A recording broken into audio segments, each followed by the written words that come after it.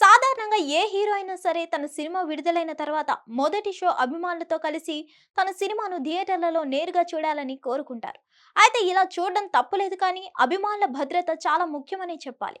ముఖ్యంగా హీరోలు చేసే చిన్న చిన్న తప్పిదాల వల్ల అభిమానులు ప్రాణాలు కూడా కోల్పోతున్నారు. పైగా ఎంతో కష్టం కూడా జరుగుతుంది. ముఖ్యంగా తమ అభిమాన హీరో థియేటర్ కి వస్తున్నాడంటే అభిమానులు సైతం వారిని చూడడానికి ఎగబడతారు. ఇలా ఎగబడే సమయంలో అనుకుని సంఘటనలు చోటు చేసుకుంటాయి. కాగా యావత్ దేశ వ్యాప్తంగా ప్రేక్షకులు ఎంతగానో ఎదురు చూసిన సినిమా పుష్ప 2 భారీ అంచనాల మధ్య ప్రేక్షకుల ముందుకు వచ్చిన ఈ సినిమా డిసెంబర్ 5వ తేదీన విడుదల అయి హిట్ టాక్ తో దూసుకుపోతుంది.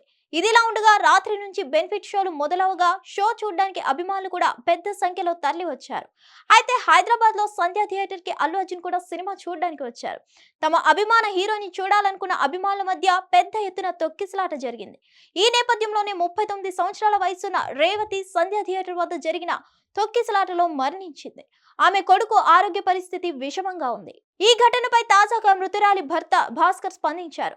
అసలు రాత్రి సినిమా హాల్ వద్ద ఏం జరిగింది, ఎలా జరిగిందనే విషయాలు వెల్లడించారు.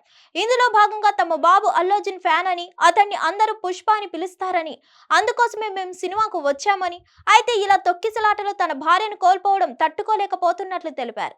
పోలీసులు సిపిఆర్ చేసినప్పుడు తమ బాబు స్పృహలోకి వచ్చాడని అన్నారు. దీంతో వెంటనే బాబును ఆసుపత్రికి తరలించారని తెలిపారు. సినిమా హాల్ వద్ద తన భార్య, పిల్లలు మొదట లోపలికి వెళ్లారని, అప్పటికి అభిమానులు మామూలుగానే ఉన్నారని, ఎప్పుడైతే అల్లు అర్జున్ వచ్చారో ఒక్కసారిగా క్రౌడ్ పెరిగిపోయిందని, తొక్కిసలాట జరిగిందని అన్నారు.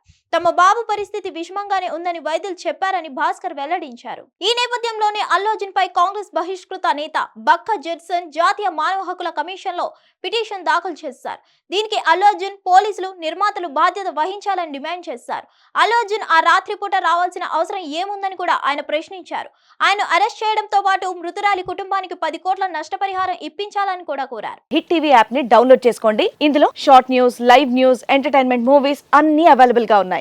Please download Hit TV app. Hit TV app hit TV యాప్ని ఫ్రీగా డౌన్లోడ్ చేసుకోండి.